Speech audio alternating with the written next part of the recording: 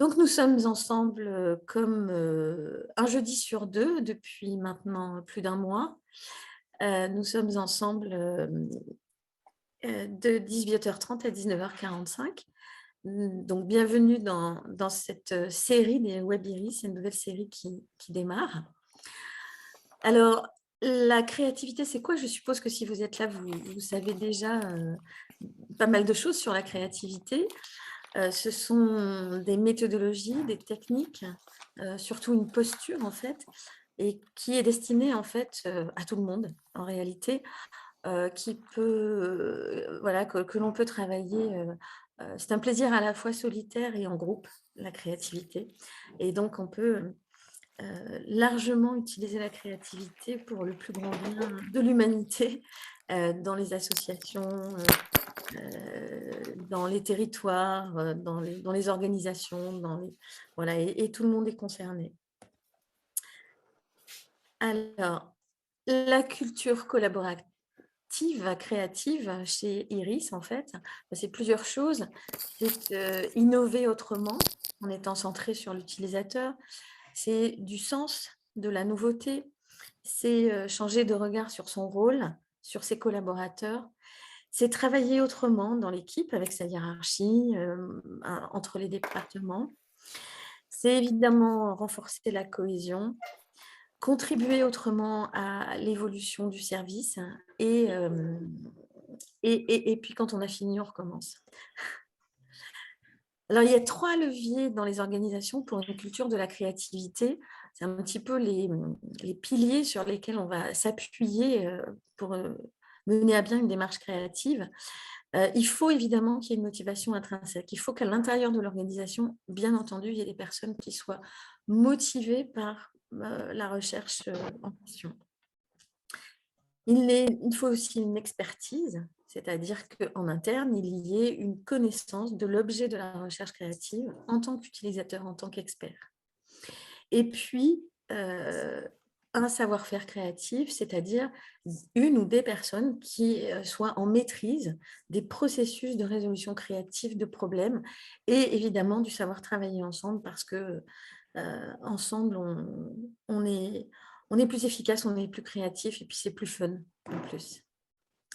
Alors chez Iris, en fait, on dit, souvent, on cite souvent, Albert qui dit, «La créativité, c'est l'intelligence qui s'amuse». Alors ce soir, en fait, nous allons écouter Émilie Cléache qui va nous parler de comment accompagner les transitions professionnelles avec la créativité. Émilie, elle est, coach, superviseure, formatrice, facilitatrice en intelligence créative, collective, praticienne narrative. Il y a déjà plus de 20 ans, qu'elle travaille dans l'univers de la création et de l'image au service de la communication d'entreprise en tant que directrice d'agence. C'est ça, hein, Émilie? Tu me corrigeras si je me suis trompée. Directrice artistique Directrice artistique, et merci. directrice d'agence aussi, d'ailleurs. Et directrice d'agence aussi. Bon, je ne m'étais pas trompée. Depuis 10 ans, Émilie accompagne les professionnels sur des objectifs de changement, sur des démarches d'innovation et des résolutions de problèmes. Elle utilise la pensée et les processus créatifs pour accélérer les projets, favoriser des innovations pertinentes. Et puis, Émilie, en fait, elle a une devise. Elle est convaincue que la créativité est une énergie durable et partageable. Et je partage cette maxime avec toi, Émilie. Et donc, et puis Émilie, en fait, elle a accompagné, de nombreux professionnels dans de grands groupes, dans de grandes associations. Elle a travaillé chez Servier, Air France, voilà, de grandes Pôle emploi, donc elle a travaillé vraiment dans des grandes organisations. Voilà, donc on va s'en remettre à elle pour, un peu plus de voilà, l'heure et quart qui suit. Oups, pardon. Et je vais arrêter le partage d'écran parce qu'elle a prévu de nous faire une petite, activité pour démarrer. Je te laisse la parole, Émilie. Merci Nathalie. Rebonjour à tous parce qu'il y a encore des personnes qui sont arrivées, j'ai vu là. Alors, je vous propose une inclusion. Si vous êtes là sur ce webinaire, j'imagine que c'est peut-être parce que l'accompagnement, c'est quelque chose qui vous parle. J'imagine. Et donc, ce que je vous propose comme inclusion, j'imagine aussi que vous avez tous avec vous soit une feuille de papier, soit un carnet. Et donc, ce que je vous propose, c'est de prendre, maximum 2 minutes pour dessiner le type d'accompagnement que vous faites. Comment est-ce que vous dessineriez, comment est-ce que vous représenteriez l'accompagnement que vous pratiquez? Et puis ensuite, on va faire une espèce de fresque Zoom là avec tous vos dessins à l'écran. Les mains en l'air. Les mains en Les mains l'air. en l'air. Alors, ce que je vous propose maintenant, c'est de présenter tous vos dessins devant la caméra et de façon à ce qu'on puisse faire une capture d'écran. Comme une carte postale que je vous partagerai à tous. Alors, est-ce qu'on voit Voilà, tous? si ceux Alors, qui n'ont pas mis leur caméra pouvaient la mettre. Ok, alors ok, voilà. Oh, ok. c'est magnifique, c'est superbe. Ok, génial. Hop. Et puis, alors, attendez, je fais l'écran 2. Oh, c'est génial. Ah, ouais, quand il y a un fond virtuel, on ne voit pas bien. Mais en tout cas, il y a plein de choses super. Et oh, c'est génial. C'est génial. Et donc, ça sera le petit cadeau de la fin. Je vous enverrai dans le chat les captures d'écran. Super, merci beaucoup. Est-ce qu'il y a des personnes qui, à la volée, comme ça, veulent dans le chat écrire, voilà, moi j'accompagne de cette façon, dans quel cadre, etc. Donc, n'hésitez pas sur le chat là d'écrire ce que vous avez envie de partager. Alors, on démarre. Encore une personne qui est arrivée. Donc, pour les nouvelles personnes qui viennent d'arriver, on a fait une inclusion. On a des petits mots dans... Voilà, l'essentiel est invisible pour les yeux. J'ai décidé d'intégrer dans mon dessin un ovni, car je n'accompagne pas vraiment. Je fais de la méditation culturelle. Voilà, parfois un long chemin plus tranquille pour les personnes accompagnées. Coaching pro et thérapie par l'hypnose, j'accompagne mes clients sur le chemin vers leur objectif. Voilà, mais quelque part, c'est aussi un accompagnement. Voilà les petits mots qu'on a dans la conversation sur l'inclusion que vient de nous proposer Émilie. Super, merci à vous.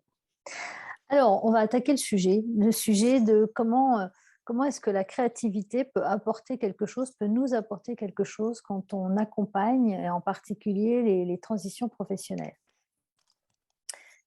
C'est un sujet, moi, sur lequel j'interviens beaucoup, l'accompagnement des transitions professionnelles. C'est un sujet qui est récurrent et je pense que ce n'est pas fini d'être le cas parce que dans nos contextes aujourd'hui, il y a beaucoup de personnes qui, à la fois, ont besoin de retrouver du sens, ont besoin de trouver leur place, la place où elles vont pouvoir s'épanouir, s'exprimer. Et pour autant, ce n'est pas si facile que ça. Il y a plusieurs cas, en fait, dans les personnes qui viennent nous voir pour opérer une transition professionnelle. Ça peut ressembler à ça. J'ai un choix, j'envisage 2 options, un plan A, un plan B, et j'ai du mal à faire mon choix. J'ai besoin d'être accompagnée pour qu'on m'aide à faire le bon choix. OK. Et dans ce cas-là, il va falloir peser le pour, le contre de chacune de ces choix. Et puis, il y a d'autres cas où les personnes ont envie d'évoluer, de faire un peu mieux, de progresser, de changer un petit peu, mais pas plus que ça, de faire un peu plus grand, un peu plus haut, un peu plus large, etc. Mais bon, voilà, ça ressemble quand même à ce qu'ils avaient avant. Et puis, il y a ça, c'est-à-dire, j'ai vraiment envie, là, de réaliser un projet qui me ressemble, un projet qui me fasse kiffer, un projet qui réponde à beaucoup de mes critères, et puis un projet qui me fait rêver, quoi, un projet qui soit vraiment désirable. Alors c'est principalement dans ce cas de figure que la créativité aura vraiment toute son utilité. Pas que, bien sûr, mais là, on va pouvoir vraiment s'en donner à cœur joie avec la créativité pour aider ces personnes qu'on va accompagner. Juste, je me mets voilà, en mode diapo. Donc, mais qu'est-ce qui se passe? C'est pas pour autant, c'est pas parce que la personne a une forte envie, un fort désir de changer, hein, et en tout cas qu'elle est consciente que ce qu'elle vit là ne lui convient plus, que ça va être si facile que ça. Pourquoi? D'abord parce que le changement, hein, pour nous, êtres humains, c'est vraiment quelque chose de difficile à aborder. Et puis aussi parce qu'il y a des freins, il y a des freins hop, il y a des freins, il y a des freins qui tout d'un coup se lèvent et qui nous font penser, mais oui, ok, mais pour l'instant, ce que j'ai, je le connais bien, et en même temps, bah, je peux peut-être continuer à faire un petit peu plus de la même chose, mais pas changer complètement. Enfin, ça fait peur, quoi, hein. Finalement, pourquoi tu veux faire autre chose? C'est pas si mal là où tu es. Et puis d'autres freins qui sont liés au fait qu'on va se lancer dans l'inconnu.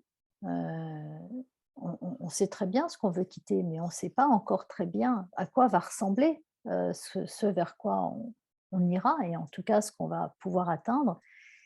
Et du coup, le chemin à prendre, eh bien, il est pas très clair. Il nous paraît pas très tangible, très matérialisé. Et là, on peut se retrouver figé et finalement complètement prisonnier de cette peur, et ne pas pouvoir bouger. Les parades, eh bien, ce sont dans un cas de démultiplier les options pour sortir des autoroutes de la pensée. Si je, si je veux arrêter de faire un petit peu plus de la même chose et de faire juste des évolutions incrémentales qui finalement ne me satisfont pas, il va falloir que je sorte de ce mode de pensée, et que je sorte de cette pensée et de cette mécanique de la solution unique. Et pour ça, j'ai besoin de démultiplier les options, d'ouvrir mon champ de possibles. Et puis, j'ai aussi besoin d'avoir une vision forte. Il n'y a pas de changement sans une vision forte, claire, inspirante, et j'ai envie de dire aspirante. Il faut que cette vision, elle nous aspire et qu'elle soit irrésistible pour qu'on puisse du coup facilement envisager le chemin qu'on va pouvoir prendre pour aller vers elle. Et on va voir que ce n'est pas si simple que ça d'élaborer une vision forte d'un futur qui n'existe pas encore. Surtout si on reste dans un mode de pensée où on va se contenter, hein, se cloisonner à ce qu'on connaît déjà, à ce qu'on a déjà fait. Moi, j'ai accompagné pendant plusieurs années, j'ai accompagné des personnes en recherche d'emploi, parfois longue durée. Et ce qui m'a vraiment surpris, c'est que, alors que ces personnes étaient en recherche d'emploi depuis déjà assez longtemps et qu'elles avaient bien constaté que ce qu'elles mettaient en œuvre ne fonctionnait pas, que leur projet de continuer à faire ce qu'elles avaient déjà fait avant, ben, ça ne marchait pas, ben, elles continuaient. Elles continuaient à se dire, mais si, j'ai déjà fait ça, je connais, donc je vais continuer à faire ça, c'est le chemin le plus sûr. Sauf que c'est pas le chemin ça marchait pas, ça marchait pas. Ça ne marchait plus. Certainement aussi parce que ce qu'elle connaissait, ce chemin très sûr, finalement, il n'était pas très excitant, pas très motivant, et que ça ne créait pas de dynamique chez elle pour se vendre, pour se valoriser, et qu'elle-même n'était certainement pas très motivée. Et donc, on les faisait travailler sur un nouveau projet, mais en leur donnant beaucoup d'autorisations, beaucoup de permissions, hein, d'autant plus que c'était parfois des personnes, encore une fois, qui étaient un petit peu usées, un petit peu abîmées par des refus répétitifs. Quand on va quand on va accompagner ces personnes, qu'est-ce qu'on va faire? On va principalement activer leur potentiel et par la pensée créative. Je pense que ce schéma, vous le connaissez déjà. Vous avez certainement tous en tête que on a un mode de fonctionnement mental automatique, un mode de fonctionnement adaptatif. On parle cerveau droit, cerveau gauche, de façon caricaturale, mais c'est bien de ça dont on parle. C'est-à-dire qu'évidemment, tant qu'on est en mode mental automatique et qu'on veut continuer à faire toujours un petit peu plus de la même chose et à rester sur une voie unique, une solution unique, eh bien, on est dans la routine, on va développer sa persévérance, ce qui peut être utile parfois, mais qui en même temps peut être très plombant, parce que persévérer à faire toujours, continuer à faire ce qui ne fonctionne pas, ce n'est pas forcément une solution. On va faire des raccourcis pour aller plus vite et pour se simplifier la vie, et on va s'appuyer sur nos certitudes, mais qui sont aussi souvent des croyances limitantes. On va fonctionner on va avancer sans aller vraiment explorer dans tous les recoins, et puis on va se conformer à une norme. Alors que quand on est en mode mental adaptatif et qu'on active des modes de pensée créatifs, eh bien on va attiser sa curiosité, on va avoir davantage de fluidité, on va s'autoriser davantage de choses et d'expériences nouvelles. On va pouvoir prendre un peu de hauteur et gagner en nuances dans la lecture des situations. Et puis, on va pouvoir avoir aussi ce recul qui va nous permettre une analyse critique pour aller vers quelque chose qui ressemble à nous et pas à une norme et à l'image sociale vers laquelle on pourrait tendre. Alors moi, ce dont j'ai envie de vous parler ce soir, c'est un processus créatif qui s'appelle, qui porte plusieurs noms, je sais pas, voilà, qu'on peut appeler le DIP, DIP, diagnostic, idéation, projet, en mode raccourci. On va voir après tout à l'heure la version plus complète de ce processus. Mais en gros, on a un processus en 3 étapes. Première étape qui consiste à faire un diagnostic, identifier la problématique, les besoins de la personne, en gros aller explorer la situation actuelle de la personne et ce qu'elle veut changer, quelle problématique elle veut résoudre dans cette situation. Et puis ensuite, on va l'accompagner dans une phase d'idéation où ça va lui permettre de trouver une solution qui soit vraiment créative et de mettre en œuvre cette solution à partir d'un proto-projet qui va pouvoir valider, qui remplit tous les critères qui sont importants pour la personne et un appui pour un plan d'action. Plus en détail, ce DIP, en fait, c'est une synthèse du processus qu'on appelle le Creative Problem Solving. Pour ceux qui ne connaissent pas le Creative Problem Solving, eh bien, c'est un processus qui a été élaboré par M. Osborne, le papa du brainstorming, tel que nous, on le pratique en tout cas, c'est-à-dire cette phase d'idéation, de génération d'idées qui va permettre de produire beaucoup d'idées nouvelles et qu'il a élaboré alors que ces équipes de designers commençaient un peu à s'appauvrir en termes de créativité. Et donc ensuite, il est allé jusqu'à élaborer un processus qui s'appelle le Creative Problem Solving.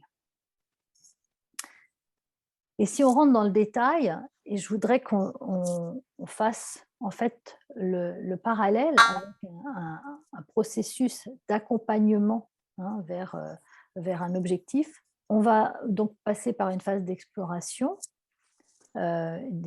complète. En créativité, on va avoir des outils à la fois ludiques et extrêmement efficaces pour faire vraiment une exploration le plus large possible de la situation de la personne.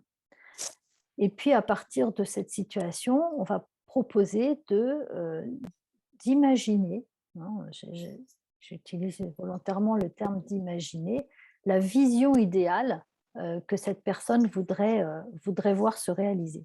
à partir de cet écart entre la situation et la vision idéale, bien sûr, eh bien, on va trouver le challenge que ça représente pour la personne, quel est le défi que ça génère pour atteindre cette vision à partir de là où elle part. Et on va partir donc d'un défi qui va être suffisamment stimulant pour qu'il active la créativité de la personne. Ce défi, donc, il va falloir le résoudre, il va falloir y répondre et on va passer à cette phase d'idéation où on va euh, aider la personne à générer un maximum d'idées. On va aller un peu plus dans le détail après sur cette génération d'idées. À partir de ces idées, on va pouvoir transformer certaines de ces idées en solutions. Et ces solutions vont donc faire l'objet d'un proto-projet qui pourra être validé à partir des critères qui auront été déterminés avant et puis qui vont servir d'appui pour un plan d'action futur pour la personne. En fait, le CPS s'appuie délibérément sur l'imagination de celui qui doit résoudre un problème et ça va lui permettre d'augmenter considérablement la quantité et la diversité de pistes de solutions possibles. Et sa force à ce CPS, il réside beaucoup dans le fait que les principes de la pensée créative sont appliqués à chacune des étapes. Alors, les principes de la pensée créative, qu'est-ce qu'ils sont? Il y a un fondamental qui est cette pulsation créative. Je vais d'abord aller dans une phase de divergence pour créer un maximum de choix, produire des options multiples, mettre mon autocensure et mon jugement de côté. Et puis, je vais surtout m'éloigner du réel. Je vais faire un détour créatif. Mais ça, je ne vais pas le faire forcément naturellement. C'est là où la personne qui accompagne va devoir introduire des techniques pour pouvoir favoriser cet éloignement du réel, ce détour créatif et cette stimulation de la pensée créative. Et puis ensuite, à partir de cette divergence, eh bien, je vais opérer une convergence qui ne va être non pas une élimination de ce qui ne me plaît pas, mais plutôt une combinaison d'idées qui vont, une fois combinées, permettre d'avoir des idées plus intéressantes, un enrichissement, des connexions, et puis surtout, je vais me recentrer vers la problématique à résoudre pour ensuite faire un choix parmi ces solutions qui auront été en fait élaborées à partir d'idées enrichies. Comment on va stimuler la pensée créative? Eh bien, on va aller solliciter différents modes de pensée que sont la pensée associative par rebond, qui fonctionne par rebond à partir de mots, d'images, d'idées, d'associations libres. C'est ce que je vais vous proposer aussi d'expérimenter tout à l'heure. La pensée combinatoire, créer une chose nouvelle à partir de deux éléments qui n'ont rien à voir ensemble, mais ces deux éléments mis ensemble, combinés ensemble, vont tout d'un coup produire une nouvelle idée. La pensée onirique, qui va faire appel à l'imaginaire, à l'abstrait, à la magie. La pensée analogique, qui va s'appuyer sur l'analogie avec d'autres environnements, d'autres sujets comme la nature, les animaux.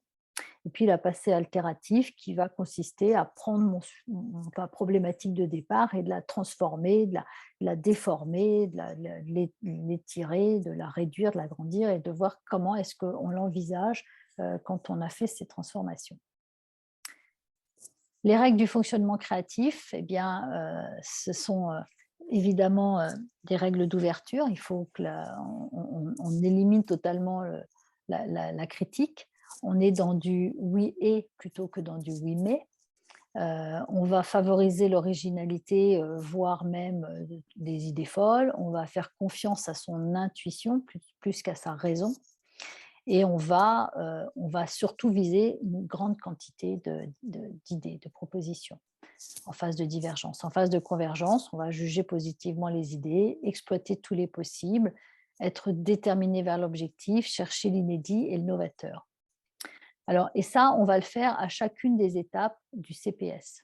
Donc, ça, ce sont des choses que vous pour certains, vous connaissez déjà. Et ce qui est intéressant, c'est de faire ce parallèle avec les process d'accompagnement et de voir comment est-ce que vous pouvez introduire donc à la fois ces règles de fonctionnement, à la fois ce processus, et comment vous pouvez vous appuyer sur cette structure du processus, hein, du CPS, en y introduisant des techniques de créativité pour aller stimuler à chacune des étapes, je dirais, à la fois l'imagination de la personne et l'aider à produire vraiment beaucoup plus de possibles pour elle. Ce qu'on raconte, ce qu'on se raconte, existe déjà quelque part. Sauf qu'on a perdu son âme d'enfant et qu'on a du mal à se raconter des histoires en faisant comme si. On a plutôt tendance à se raconter des choses pour de vrai. Et là, ce que nous, on vous propose à travers ces techniques, c'est vraiment d'amener les personnes à faire comme si, pour qu'ils puissent se projeter vers un futur qui n'existe pas encore, mais qu'ils vont imaginer, et vont à nouveau, comme dans l'enfance, s'autoriser à rêver. La meilleure des choses, c'est de faire. Donc moi, ce que je vous propose, c'est d'expérimenter. On va expérimenter deux étapes. L'étape de la vision. Moi, j'ai constaté que c'était souvent ça le plus difficile pour les personnes que j'accompagnais, c'est de s'autoriser à imaginer qu'ils puissent faire quelque chose qui est encore inconnu pour eux, à se donner beaucoup de permission, à sortir de leurs croyances limitantes, à sortir des injonctions, hein. Et j'ai vu, moi, des personnes qui, même à un âge assez avancé, étaient encore complètement habitées par des injonctions parentales et qui avaient du mal à imaginer d'autres futurs que ceux qui leur avaient toujours été suggérés pendant leur enfance, dans l'éducation. Et donc, c'est là où en fait, on va stimuler cette imagination avec des supports, bien sûr, mais on va aussi faire en sorte que ce soit plutôt le cerveau adaptatif qui aille s'exprimer. Et pour ça, on va saturer le cerveau gauche, le cerveau automatique. On va le saturer.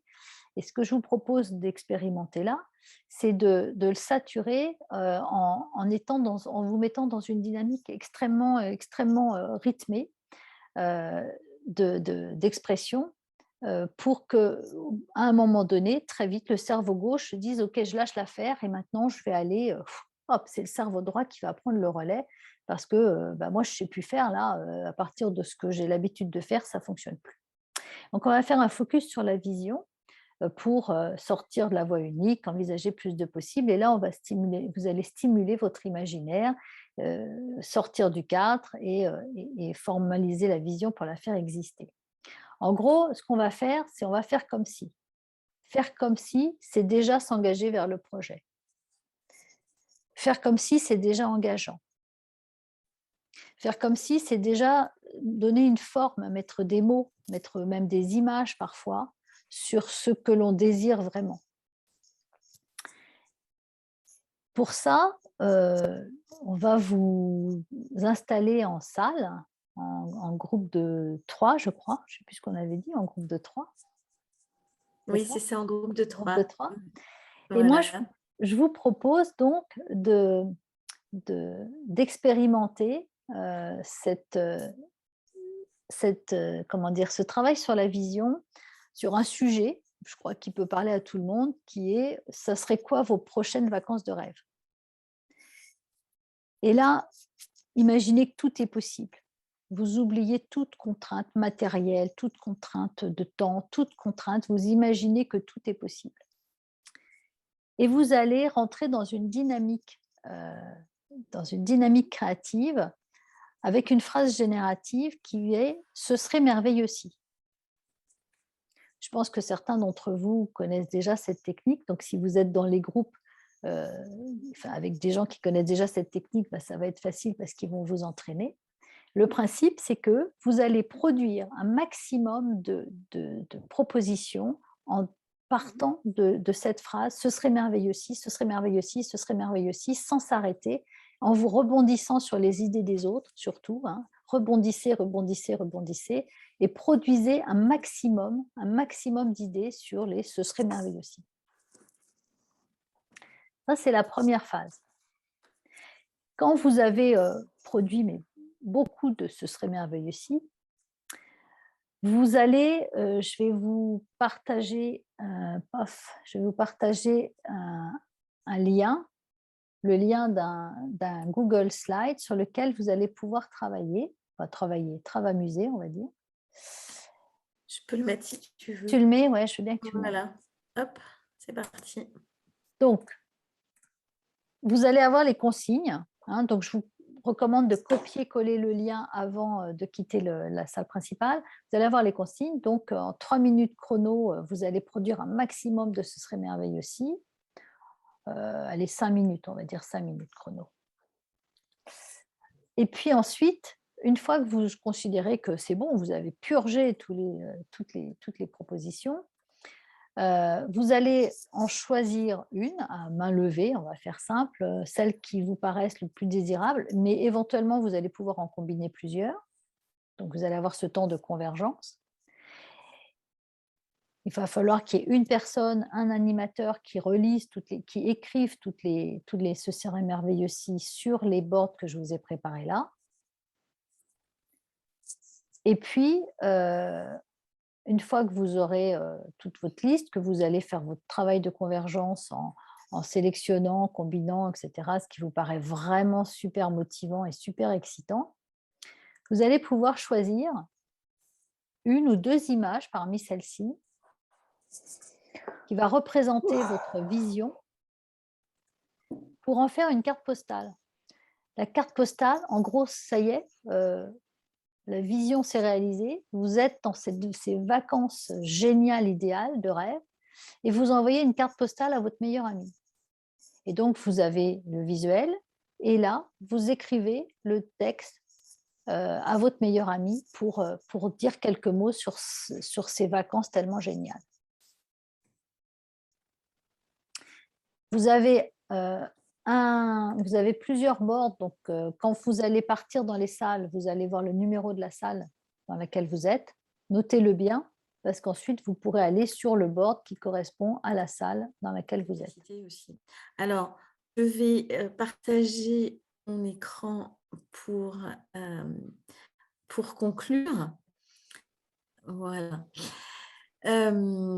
Donc, les prochains, j'espère que vous avez passé donc un bon moment et que cet éclairage sur vos pratiques professionnelles ou des éclairages pour vos futurs accompagnements ont été fructueux.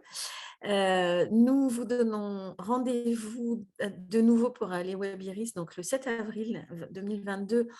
Avec Maëlle Gauthier, on parlera de comment la créativité peut accélérer le lancement d'activités.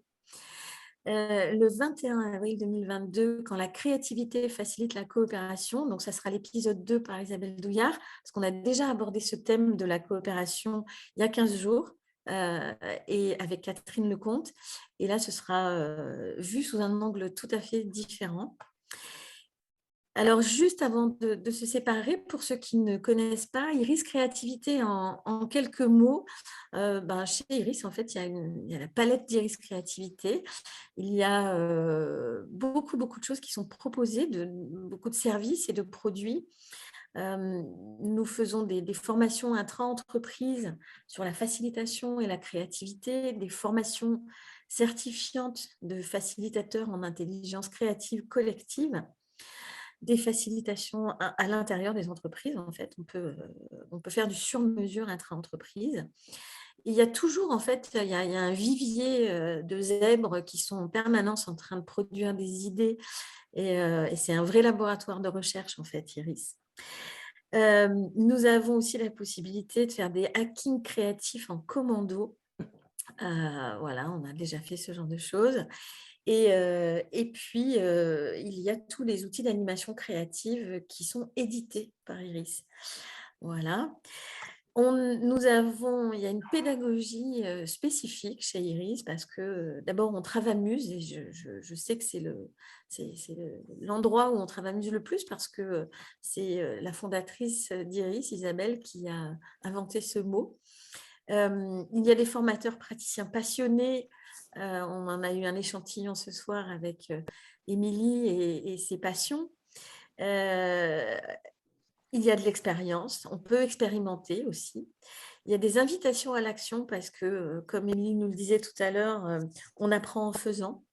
Donc, on est beaucoup dans l'action.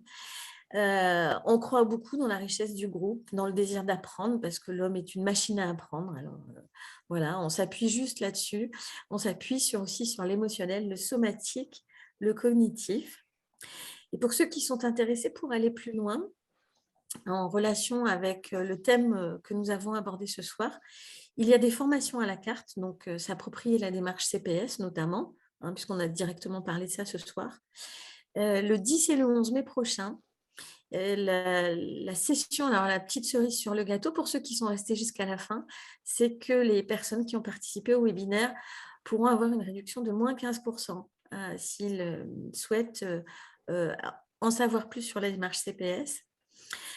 Une autre formation qui est en lien avec ce qu'on a fait ce soir, c'est l'accompagnement créatif en orientation et création d'activités. Et ça, c'est les 31 mai et 1er juin 2022. Et puis, si vous voulez encore plus loin, il y a un parcours essentiel de 8 jours qui s'appelle « Accompagner les transitions individuelles de façon créative ». Et vous pourrez trouver ça sur le site. Voilà, merci beaucoup de votre participation. Il me manque une diapo. Oui, non, il ne me la manque pas. Mais c'est parce que j'ai juste oublié de parler de Nelly, de rappeler l'adresse d'Iris, le numéro de téléphone et le contact, parce que Nelly, c'est un sourire sur pattes. Et si vous l'appelez, elle sera toujours ravie de répondre à vos questions et de vous renseigner. Voilà, et donc je reviens à la diapo. Merci beaucoup, merci à tous, merci en particulier à toi Émilie pour avoir partagé avec nous tes passions et nous avoir fait vivre ce moment ensemble. Voilà, on n'a que 5 minutes de retard, c'est super. Voilà. Ok, merci à tous en tout cas. Merci beaucoup. Au revoir. Merci à tous. Merci. Je vais enlever le partage. Au revoir. Merci. Au revoir. De voir pour se dire au revoir. Au revoir. Au revoir.